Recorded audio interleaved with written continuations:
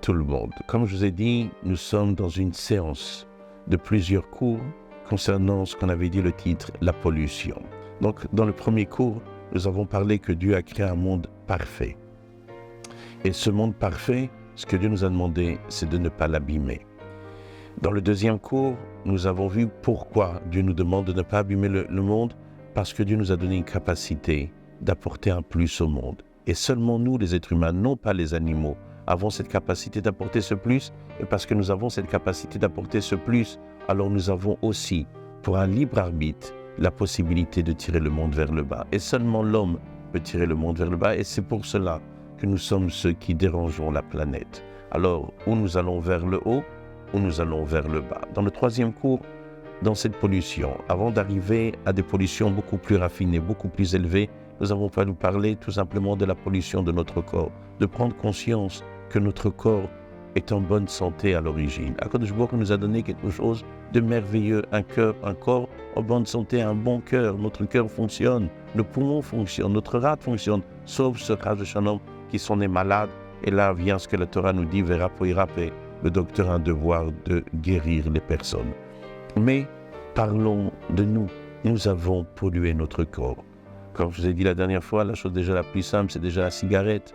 Et la chose la plus addicte qui nous pourrit le plus, c'est cette nourriture. Et pas simplement notre nourriture, c'est que le monde aujourd'hui cherche qu'est-ce qui peut nous pourrir. Et à tel point qu'aujourd'hui, même on le voit en Israël, il y a déjà des étiquettes sur la nourriture, trop d'huile, trop de ci, trop de ça, trop de sucre, faire attention, etc. Tellement que le système est devenu gravissime et notre santé prend un coup.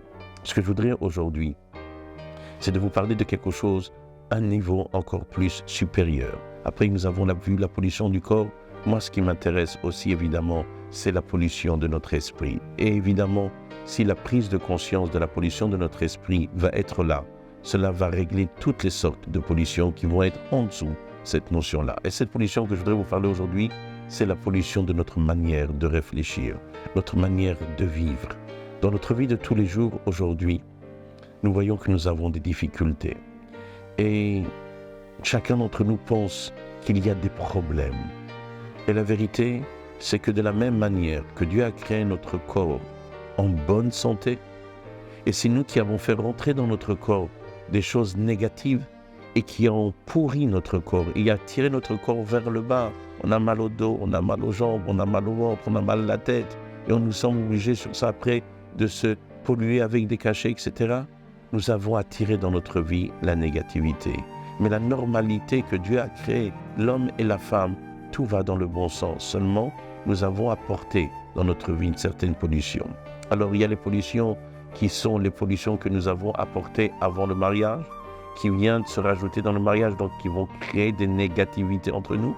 Mais il y a aussi des pollutions que nous avons apportées dans le mariage. Alors, évidemment, lorsqu'une personne est déjà polluée avant le mariage, cette pollution, il l'apporte, comme on va voir dans quelques instants. Et il y a aussi les pollutions qui viennent après le mariage. Je vais vous donner un petit exemple qu'on puisse comprendre. Et ces pollutions-là vont nous toucher dans le mariage, dans le couple, vont nous toucher dans l'éducation, etc., etc. Venez, on va prendre un exemple le plus simple, celui que nous connaissons tous, celui que nous sommes tous attaqués et agressés par lui, ce que nous appelons le téléphone. Le téléphone est un des plus grands pollueurs de la planète. Essayez de vous imaginer ce qu'un homme attend de sa femme, c'est un regard, de l'affection, de l'amour, de la compassion, d'avoir son esprit avec elle, penser qu'il pense à elle et qu'elle pense à lui. Non. Essayez de vous imaginer, un homme est en train de parler avec sa femme, le téléphone sonne. Malheureusement, qu'est-ce qu'on fait? On répond à ce téléphone. Donc, qui est-ce qui prime? Le téléphone prime sur sa femme. Alors, d'après vous, ça va créer une relation de proximité entre cet homme et cette femme, ou tout simplement un écart, jusqu'à même un éloignement, pour ne pas dire un cratère qui va se créer. Alors, lorsque le mari prend le téléphone parce qu'il appartient à un monde qui est là pour la justice, parce qu'il est là pour sauver, protéger, ou tout simplement un médecin ou un chirurgien pour sauver la vie d'une personne, c'est difficile. Mais la femme, avant son mariage, a accepté cette chose-là. Et elle dit, je me marie avec un homme noble, qui donne sa vie pour la société. Et je voudrais faire partie de cette noblesse. Je voudrais faire partie de cette chose si merveilleuse d'aider à l'avancement du système planétaire. Donc je veux me marier avec un homme où lorsqu'il y a quelqu'un qui est malade, il est chirurgien, il va les sauver. Alors moi, je ne suis pas chirurgien, mais lorsque je le laisse partir et je l'aide à le faire, c'est ma participation à ce sauvetage de la vie. Si c'est un pompier, la même chose. Si c'est un policier, si c'est un accoucheur, une personne, un gynécologue qui va donner naissance à un enfant, c'est la même chose. Mais lorsque c'est tout simplement un copain qui appelle, un copain, et l'homme prend le téléphone, et dit à sa femme 2 secondes, et il va prendre le téléphone, parler avec son copain, et laisser sa femme en plan. Non. Est-ce que ça, c'est oui normal? Est-ce que déjà, est-ce normal que le copain appelle lorsque la personne est chez lui à la maison? Est-ce que tu ne penses pas que si tu es un véritable ami, alors peut-être il ne faut pas déranger? Parce qu'aujourd'hui, je vous le dis, malheureusement, nous sommes dans une situation où la notion de l'amitié a pris un sens complètement opposé. Je vais vous donner un exemple simple de la vie de tous les jours. Lorsqu'une personne a besoin d'acheter une voiture, lorsqu'une personne a besoin d'acheter des vêtements, lorsque quelqu'un a besoin d'acheter n'importe quelle chose, il dit chez qui je vais acheter? Je vais aller acheter chez mon ami. Mais est-ce que tu es conscient? Quand tu vas acheter chez ton ami, qu'est-ce que tu attends de lui? Qu'il ne gagne pas d'argent sur toi. Donc en fin de compte, c'est quoi l'amitié chez toi? C'est que toi, tu gagnes et que lui ne gagne rien. C'est ça l'amitié. Donc en fin de compte, si un homme n'a que des amis, il est voué à fermer son business. C'est ça l'amitié. Si tu es un véritable ami de ton ami, tu l'aimes véritablement, comment tu peux l'appeler pendant des heures qui ne sont pas des heures? C'est des heures ou des moments qu'il doit partager avec sa femme.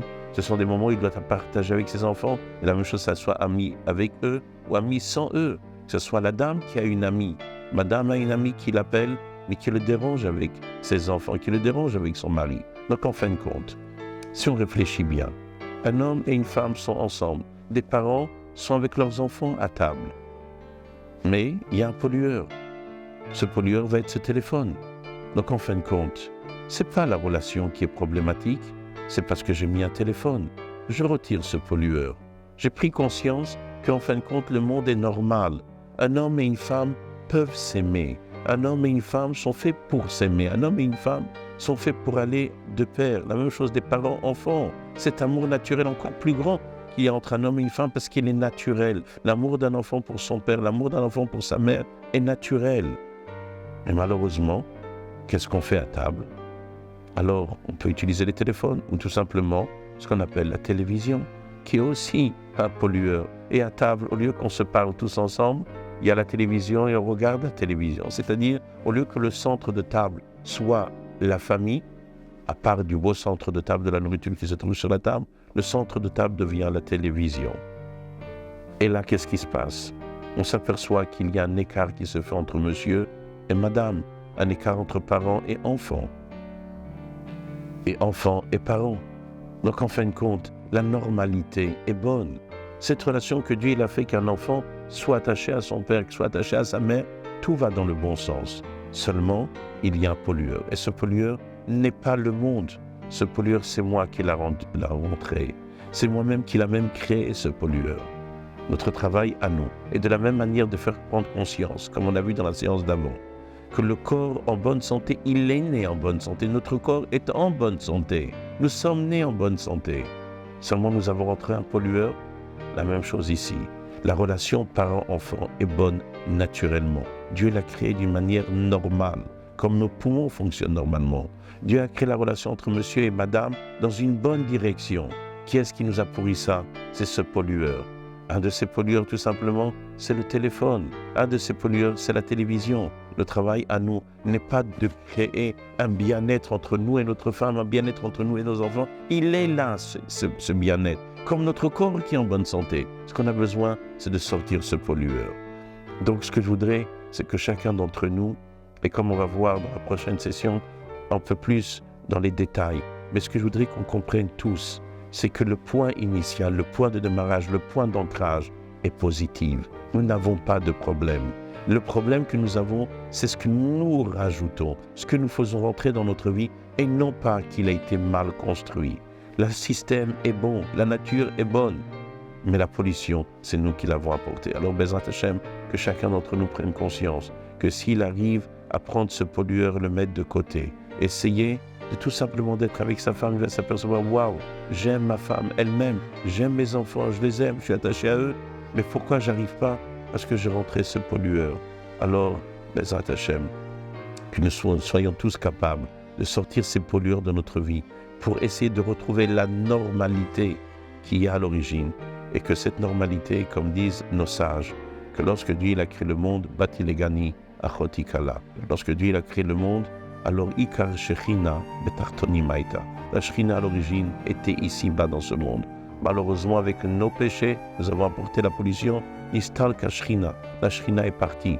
Notre travail à nous est d'enlever cette pollution. C'est ces tzadikim qui sont venus plus tard, qui ont enlevé cette pollution et qui nous ont permis de refaire descendre la Shechina sur terre et vers sous les migdash, le Shachant et Betoram, qu'Akadosh Baruch Hu puisse résider. Comme je vous ai dit dans la première session, lorsqu'Akadosh Baruch Hu, la Shechina est là, tout est là. La santé est là, la parnassa est là, le bien-être est là, tout est là. Alors que ça puisse se réaliser Tekefum Yad Mamash aujourd'hui avec la venue de Mashiach Tzidkeinu.